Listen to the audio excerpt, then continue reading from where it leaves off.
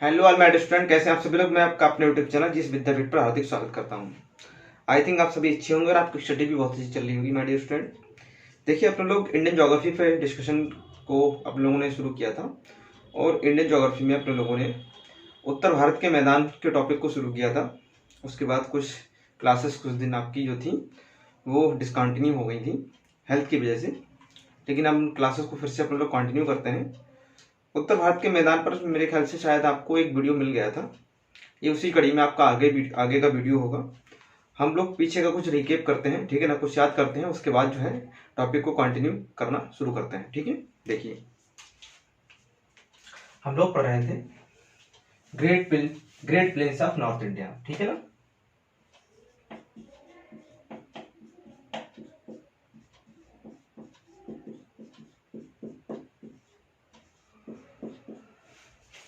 Great plains of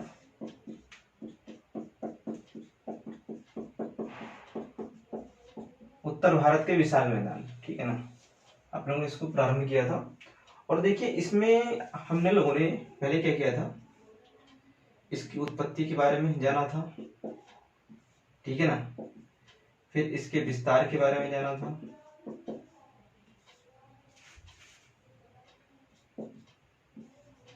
पहले इसकी भूमिका के बारे में जाना था, फिर इसकी उत्पत्ति फिर विस्तार के बारे में जाना था।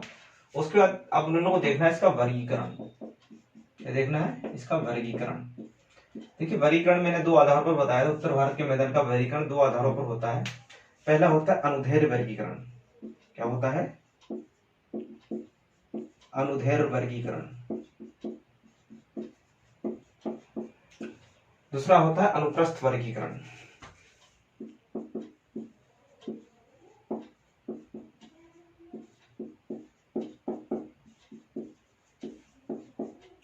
ठीक है ना, इसको बोलते हैं लैटिट्यूडनल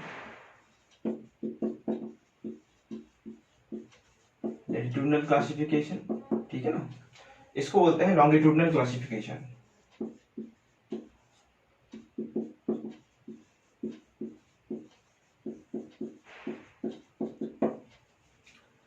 अनुप्रस्थ वर्गीकरण को फिर अपने उनके चार पार्ट्स में डिवाइड किया था।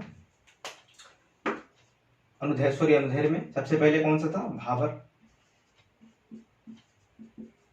ठीक है ना, भाबर क्षेत्र।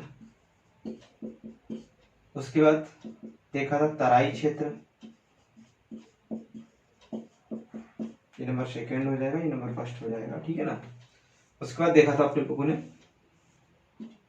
नंबर थर्ड पे देखा था बांगर क्षेत्र, बांगर का मैदान इसको बोल सकते हैं। उसके बाद नंबर फोर्थ पे देखा था अपने लोगों ने खादर का मैदान।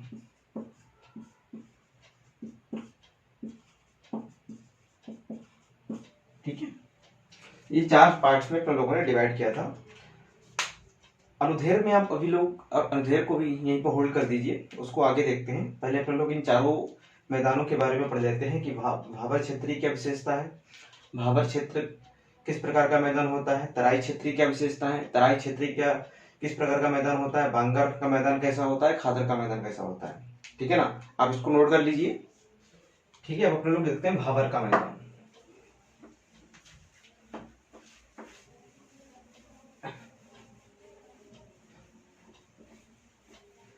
भाबर प्लेन्स देखते हैं, भाबर प्लेन्स।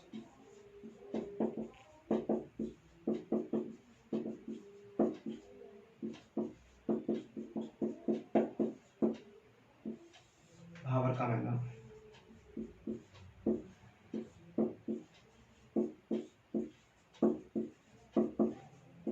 देखिए भाबर के मैदान के बारे में समझने से पहले इसको फिगर से समझते हैं, फिगर आउट कर लेंगे, उसके बाद इसको समझेंगे। देखिए आपने जब हिमालय मैंने आपको पढ़ाया था तो मैंने बताया था हिमालय में कुछ ऐसी पर्वत चोटियां हैं, ठीक है ना। इस तरीके से मैंने आपको हिमालय पर कुछ पर्वत चोटियां बताई थी, ठीक है ना। जो सबसे उत्तरी पर्वत श्रेणी इसको बोलते हैं वृहद हिमालय। क्या बोलते हैं? वृहद हिमालय, इसको ग्रेट हिमालय बोलते हैं।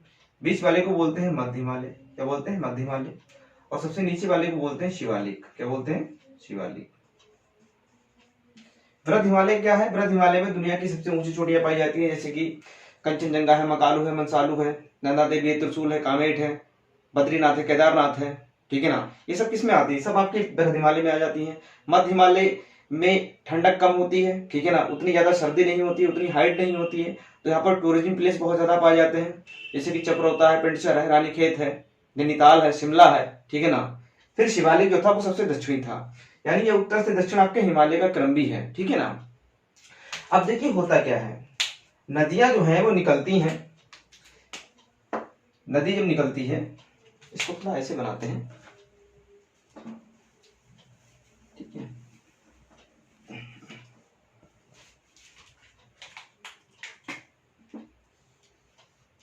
ठीक है ना, इस तरीके से।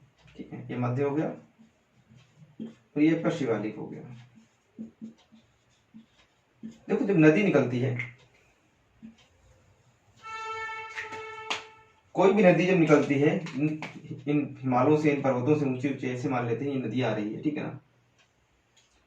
अभी तक जो नदी आ रही है, ये नदी बहुत ऊंचाई से आ रही है। जब नदी बहुत ऊंचाई से आएगी तो नदी की वेलोसिटी भी ज्यादा होगी, नदी का वेग भी ज्यादा होगा, और नदी की अवसाद को कैरी करने की क्षमता भी ज्यादा होगी। अब आप कहेंगे अवसाद क्या होते हैं? जो चट्टानों के छोटे छोटे टुकड़े होते हैं, कंकर पत्थर होता है, जो रेत होता है, बालू होती है, ठीक है, मृतिका होती है, इन सबको अवसाद बोलते हैं। तो जब नदी बहुत ऊंचाई से गिरती है तो क्या होता है, नदी जब ऊंचाई से गिरती है तो इसके साथ चट्टानों के जो पत्थर होते हैं वो टूट टूट कर क्या होते हैं, नदी के साथ बहते हैं। और नदी जब ऊंचाई से गिर रही है, जब किसी पर्वत से निकल रही है तो उसकी वेलोसिटी ज्यादा है, वेग ज्यादा है। फिर जब नदी ये मैदान में पहुंचती है, नदी कहाँ पहुंचती है? जब ये मैदानों में पहुंचती है, प्लेन्स में, तब नदी का वेग कैसा हो जाता है? नदी का वेग हो जाता है कम। अब नदी यहाँ पर आते ही क्या करती है, नदी जो बड़े बड़े पत्थर होते हैं उनको यहाँ पर क्या करती है, ऐसे डिपॉजिट करना शुरू कर देती है, इस तरीके से, इस तरीके से, इस तरीके से नदी जो है बड़े बड़े पत्थरों को यहाँ पर डिपॉजिट करना शुरू कर देती है।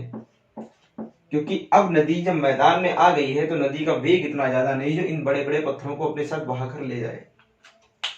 अब होता क्या है, ठीक है ना, ये जो पत्थर जमा होते हैं, बड़े बड़े पत्थर, ये इसको बोलते हैं शिवालिक का गिरिपाद। क्या बोलते हैं?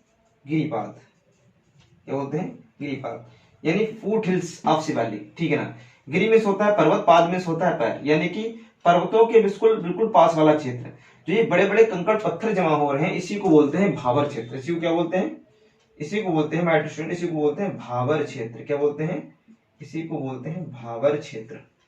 अब देखिए होता क्या है, भावर क्षेत्र में जब नदी आती है, नदी अपने साथ बड़े बड़े पत्थरों को जमा कर देती है। उसके बाद क्या होता है, नदी जो है वो जब अब बहेगी तो नदी इन पत्थरों के ऊपर से तो बहेगी नहीं, नदी क्या करेगी, ऐसे इन पत्थरों के नीचे से ऐसे बहना प्रारंभ कर देती है। इस तरीके से नदी इन पत्थरों के नीचे ऐसे बहते हुए निकल जाती है आगे। तो आपसे क्वेश्चन पूछा जाता है किस क्षेत्र में नदी जो है विलुप्त हो जाती है, तो किस क्षेत्र में नदी आकर विलुप्त हो जाती है? भावर के क्षेत्र में नदी आकर विलुप्त हो जाती है। और मैंने आपको दिखाया उसके पीछे का कारण क्या है, क्योंकि यहाँ पर नदी बड़े बड़े पत्थरों को लाकर डिपॉजिट कर देती है। जो नदी की छोटी छोटी सरिताएं होती हैं, जो नदी की छोटी छोटी सहायक नदियां होती हैं, जो नदी की, ठीक है, नदी की रिवर द्रोणी में आकर मिलने वाली जो नदियां होती हैं, वो क्या करती हैं, इन पत्थरों के नीचे से बहने लगती हैं। इसीलिए ज्योग्राफर ये कहते हैं कि भावर के क्षेत्र में नदी जो है विलुप्त प्रतीत दिखाई देती है। ठीक है ना। तो अब देखो यहाँ पर जो पत्थर मिलते हैं, ये सारे पत्थर कैसे मिलते हैं? सारे के पत्थर बिल्कुल गोलास मिलते हैं, बिल्कुल गोल आकृति के मिलते हैं। जब भी आप किसी बड़ी नदी के किनारे गए होंगे तो आपने जो पत्थर देखे होंगे वो हमेशा गोल देखे होंगे। वो कभी फलकदार पत्थर आपको इस तरीके से कोई पत्थर नहीं मिलेगा, इस तरीके से पत्थर नहीं मिलता है। वहां पर पत्थर हमेशा कैसे मिलता है, ऐसा गुलाईदार मिलता है, गोलास मिलता है। इसको बोल्डर बोलते हैं ज्योग्राफी में। ठीक है ना। ऐसा क्यों होता है? क्योंकि ये पत्थर जो है बड़े बड़े चट्टानों से टूटकर, पर्वतों से टूट टूट कर नदी के साथ बह रहे हैं। जब ये नदियों के साथ बहेंगे तो इनकी जो फलक होती है वो इन पर्वतों से टकराकर नदी के साथ बहते हुए घर्षण बल जब लगता है तो इनकी फलक जो है वो सारी क्या हो जाती है, कट छट जाती हैं, और पत्थर कैसा हो जाता है, बिल्कुल गोल हो जाता है, गोलास में हो जाता है। इसीलिए नदी के किनारे हमेशा आपको पत्थर कैसे मिलेंगे, बिल्कुल गोल मिलेंगे। ठीक है। अब देखो ये भावर का क्षेत्र है, यहाँ पर इतने कंकड़ पत्थर है, क्या आप ये सोच के ये बता सकते हैं कि यहाँ पर क्या एग्रीकल्चर पॉसिबल होगा? भाई कंकड़ पत्थर वाले इन क्षेत्रों में एग्रीकल्चर कौन करेगा, कोई नहीं करेगा। तो ये बिल्कुल कृषि के लिए बहुत ही ज्यादा लाभदायक या बहुत ही ज्यादा उपजाऊ क्षेत्र नहीं माना जाता है जो भाबर का क्षेत्र होता है। और भाबर का क्षेत्र आपको कहाँ मिलेगा, शिवालिक के जस्ट नीचे मिलेगा। कहाँ पर मिलेगा, शिवालिक के नीचे। इसी को बोलते हैं शिवालिक का गिरिपाद। क्या बोलते हैं, शिवालिक का गिरिपाद बोलते हैं। अब देखो मैं मैप में भी आपको दिखा देता हूं कि भाबर का क्षेत्र आपको कैसे और कहां पर मिलेगा। देखिए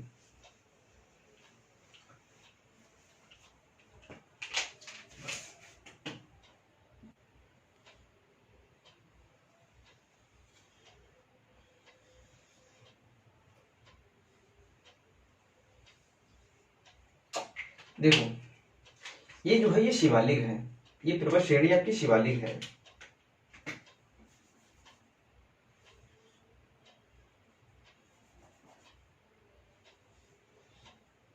देखिए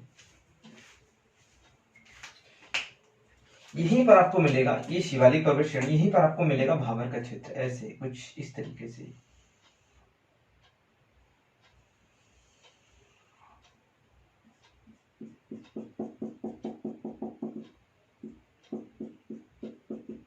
ये कौन सा क्षेत्र, ये है भाबर, भाबर का मैदान। और ये क्या है, ये है शिवालिक। ठीक है ना।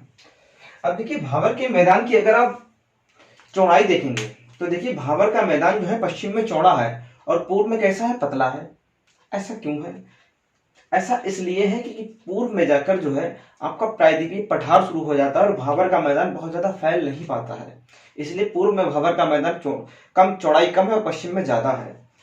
या ऐसे भी कह सकते हैं राजस्थान और पंजाब, ठीक है ना, इन वाले एरिया में भाबर का मैदान, सॉरी पंजाब और हरियाणा वाला क्षेत्रों में भाबर के मैदान की चौड़ाई ज्यादा है, जबकि असम और नॉर्थ ईस्ट वाले क्षेत्र में भाबर की चौड़ाई कम है। ऐसे क्वेश्चन आपसे आयोग पूछता है, वो आपसे उल्टा पूछ सकता है।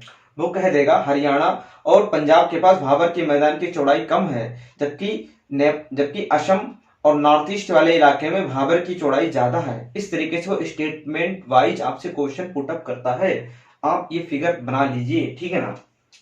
फिर मैं भाबर के बारे में सारी चीजें लिखा देता हूं, ठीक है। आई थिंक आपने बना ली होंगी। देखिए मैं इसको लिखा देता हूं, लिखिए डालिए भाबर का मैदान, ये सारे फिगर आप बना लीजिएगा, ठीक है ना। लिखिए भाबर का मैदान शिवालिक के गिरिपाद क्षेत्र में अवस्थित है। भाबर का मैदान शिवालिक के गिरिपाद क्षेत्र में अवस्थित है। इस क्षेत्र में नदी अपने साथ बहाकर बड़े बड़े पत्थर लाकर मैदानी क्षेत्र में जमा कर देती है। देखिए यहां पर ऐसे लिखिए, यहां पर नदी अपने साथ बहाकर लाए हुए बड़े बड़े पत्थरों को जमा कर देती है। यहां पर नदी अपने साथ लाए हुए बड़े बड़े पत्थरों को जमा कर देती है। इन बड़े बड़े पत्थरों के जमा होने से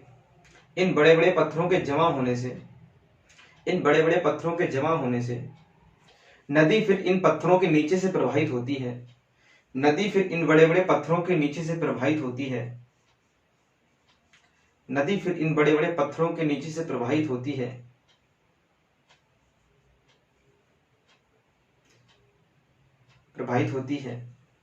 इसलिए कहा जाता है भाबर क्षेत्र में नदी विलुप्त प्रतीत होती है। इसलिए कहा जाता है भाबर क्षेत्र में नदी विलुप्त दिखाई पड़ती है। फिर लिखिए यह क्षेत्र कृषि के लिए अलाभदायक है। यह क्षेत्र कृषि के लिए अलाभदायक है। यह क्षेत्र कृषि के लिए अलाभदायक है। यह क्षेत्र कृषि के लिए अलाभदायक है। फिर लिखिए भाबर के मैदान की पश्चिम में चौड़ाई अधिक, भाबर के मैदान की चौड़ाई पश्चिम में अधिक, जबकि पूर्व में कम है। क्योंकि पूर्व में प्रायद्वीपीय पठार की अवस्थिति के